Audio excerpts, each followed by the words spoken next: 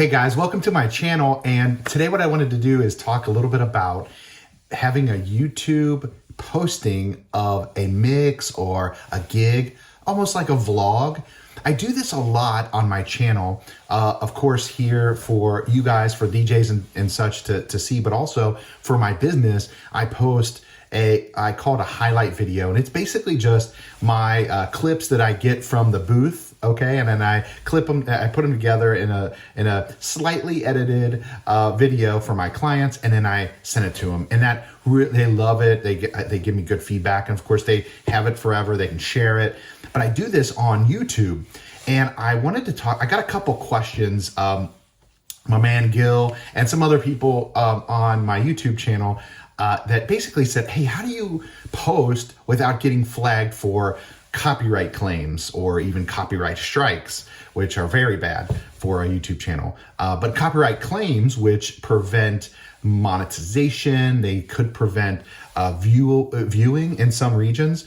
So I wanted to make this video and just talk about that. How do I make my videos and actually play recorded music that could have a copyright claim against it? Okay, so I want to do this not because I'm trying to game the system or trying to skirt YouTube's rules or anything like that. What I want to do is, I love DJing, I love giving back to the community and sharing, and I'm hoping that the more of us that can vlog and do gig logs and those kind of things and put little clips of people having fun and celebrating with great music because of our DJing, that just does our whole industry good, right? That just lifts up everybody's spirits and excitement about music and what DJs do. So I'm hoping we could do more and more video content, and maybe one day YouTube will maybe jump on board with what like Mixcloud is doing, where they offer a service that you can actually post and artists and recording studios still get paid and they still get their copyright, I guess legitimizes the copyright and certainly gets them money to have their music played. But I think this is almost like a little bit of a grassroots kind of strategy to help us make sure to get that out there into the world. If you're not monetizing, don't worry about this as much, because here, let me show you. I'm just gonna go to the screen here, and here is my YouTube channel, and this is basically my business YouTube channel. So this is where I mentioned that I have videos that I do for my events and my clients. And you can see, if I go to videos, you can see here I've got weddings, I've got a school dance, I've got just all these events that I do, and I post here. And this is sort of like for them, of course. And also other people can check me out and see what kind of DJ I am. And I have some fun stuff on here too, like, a little hype thing for the Bengals. I've got like a little mix that I might do for a community party, just little things, okay? But my point here is I'm gonna go to YouTube Studio and show you guys the content. Now, look at this. Taylor High School, winter homecoming, or bat mitzvah, or here's a wedding. All of these videos have over here in the restrictions column, copyright claim, okay? So let me just pull this one up. Okay, this is, I can see details, and I can see, oh, look at this. It's got all kinds of, this is actually Let It Go, but it's picking up as some sort of foreign name. Better Together, Luke Combs, etc., etc. So all these songs I've played in that video. Now, this channel is not for monetization. It's not for, I'm not trying to get the word out on this channel. This is strictly for my clients, okay, that they pay me for an event, and I'm giving them this gift of a little, highlight video, I call them. Okay, so it's okay that they're copyright claimed. Now, sometimes, and you don't see any here because I took care of them all, but if it says copyright claim and then it also says that it's blocked, not everybody can see the video, and you go into details and you kind of like look down here, and there might be, it might say something like, oh, you cannot view this video in Sri Lanka, or it might say you might not be able to view the video in the United States. If it's something like that, I think you should probably take care of it, and you should probably, either do one of the tips I'm about to talk through to take care of that issue, so you do not block the video from, a market that you want it to be seen in, especially if it's the United States or something like that, or one of the bigger, countries, obviously, where you have folks that if you did a gig for, you want them to see it, right? But this is mostly for those clients. I'm not trying to get this out to the world. Okay, but my other channel, which I'll go ahead and switch to it, I recently renamed it to the Smile Sense DJ Adventures. This was my old mobile DJ remaster channel. And if you look at this one definitely has, I want it to be monetized. I want it to get out there. I want everybody to see this stuff. There are some times when you see it says ineligible, cannot be monetized, or I have monetization turned off for other reasons. Okay, so let's talk about that. How do I get this monetization to pop on and zero restrictions on blocks or anything like that? I think there's a couple different ways. There's a list of ways that you can, post gig logs or vlogs and not have YouTube flag it for a copyright claim. Okay, and here's my little list. Item one, option one, is to play heavily remixed music or uncommon music. You see a lot of people that do that, especially house or, maybe there's a techno person, DJ that's just doing a mix or something, and they're gonna have like music that the algorithm from YouTube is like, oh, that's not flagging as a, official released piece of music that's licensed or copywritten with that provider. So you're not going to get like probably flagged for that. You might, but it's typical that's not. So playing heavy remixes, okay, some certainly some of the music pools might have some of these, underground kind of music mixes that are pretty heavy remixes. That might work for you. Or like I said, uncommon music that's not going to be flagged. Okay, that's one option. If you've added your own, maybe you remixed yourself, you produced a little bit of the song yourself and you're just using an acapella or something, sometimes that can work for you as well. So that would avoid a copyright claim.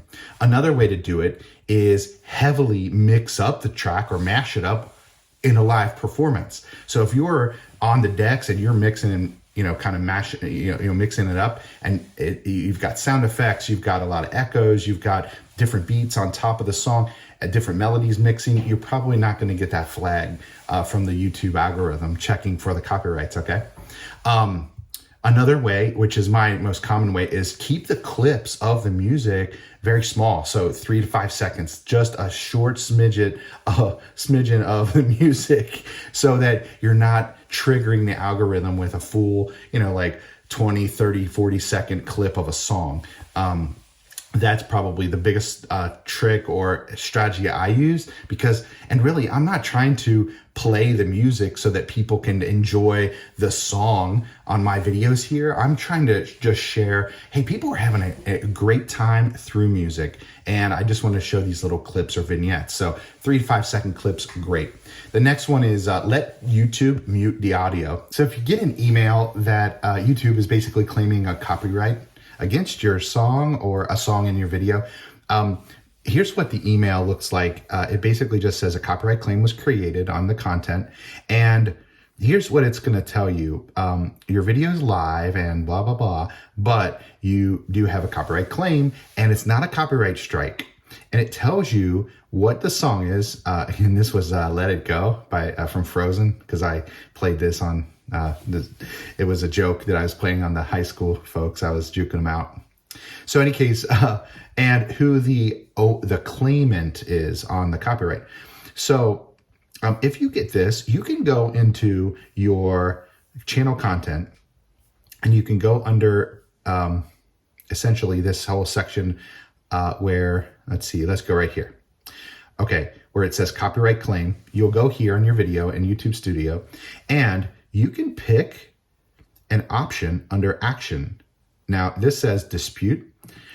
You can, in some cases, in many cases, you'll get an option to mute the portion of the video or mute that portion of even, there's a capability to just mute the song and let the rest of the audio stay through and be played, which I don't know. I haven't had much luck with that, but you can definitely mute the segment of the song, and it'll tell you like, hey, it's this section of the video. Now this is just a short, so this wasn't anything. For some reason, it's not letting me to mute the portion of the short, a YouTube short, but a longer video. And let me find one. I know I have a couple on here that are, I went ahead and left on. Okay, here, now that's another short.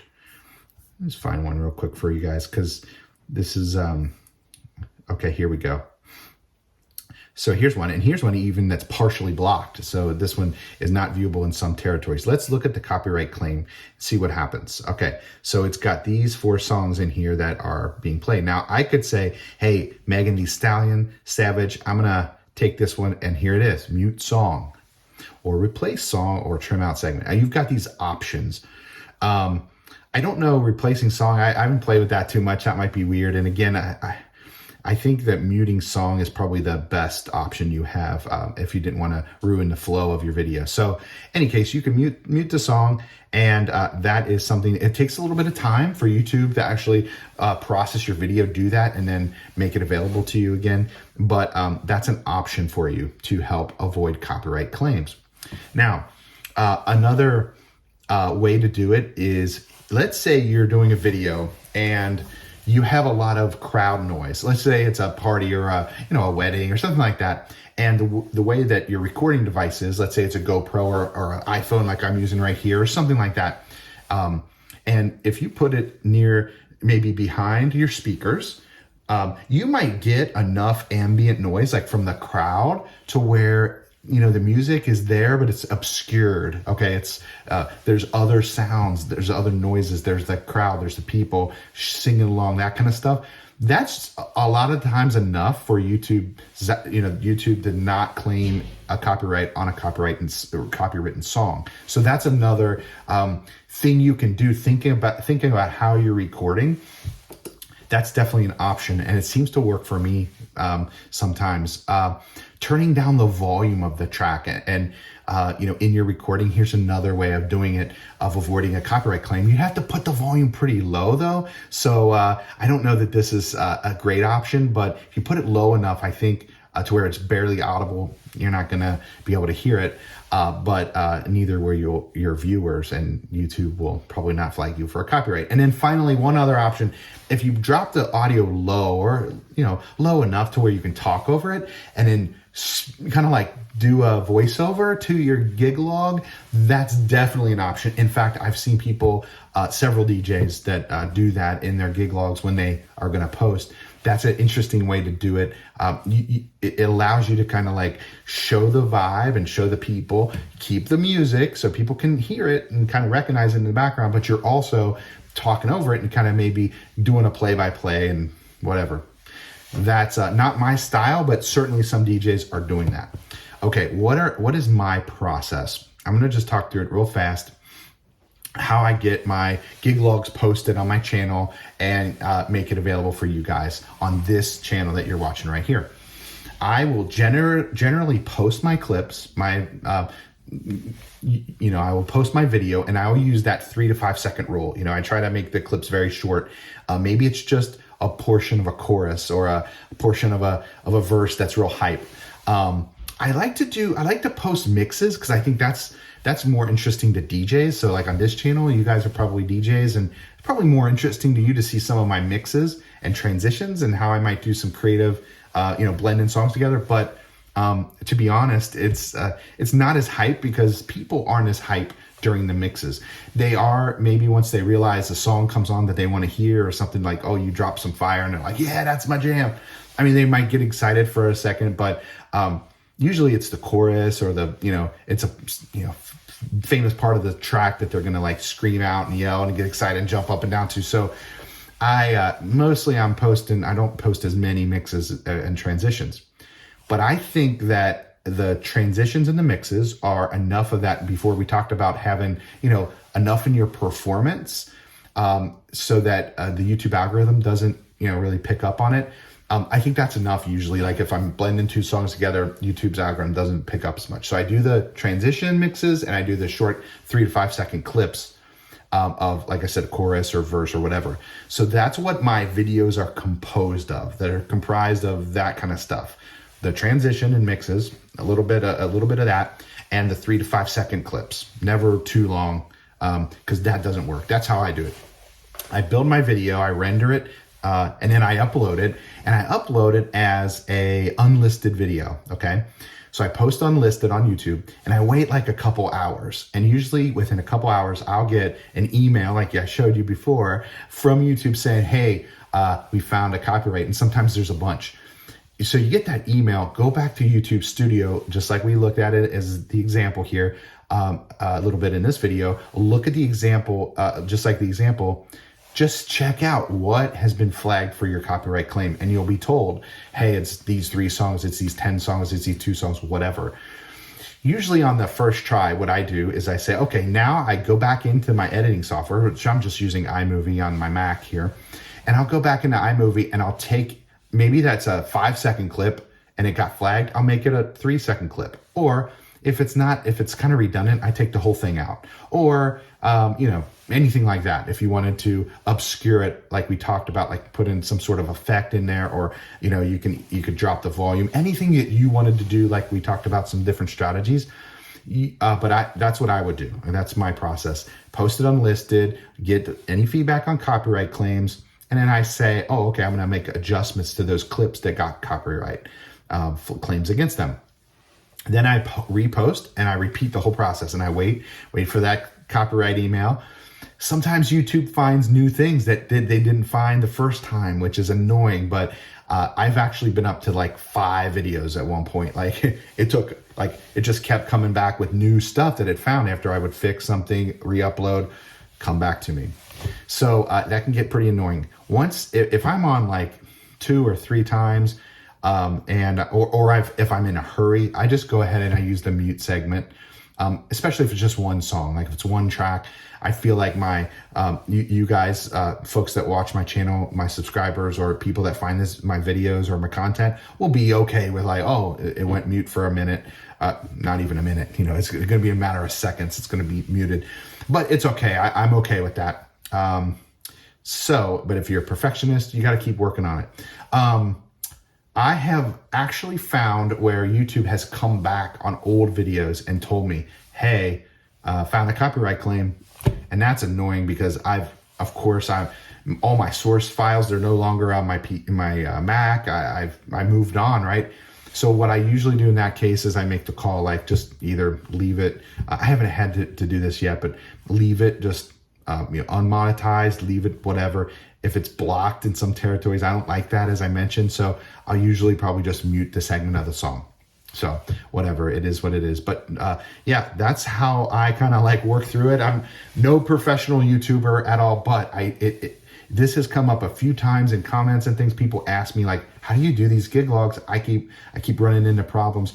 Those are my few tips and thoughts on how to do it. So guys, I hope this helps you out, and definitely post those gig logs. I would love to know. Let me know your channel if you're posting gig logs and you've got content out there. I love to watch it. I love to subscribe and watch other DJs and check them out, see what you guys are doing, and seeing how you're rocking those crowds. Okay, so thanks so much for watching, and I'll see you next time.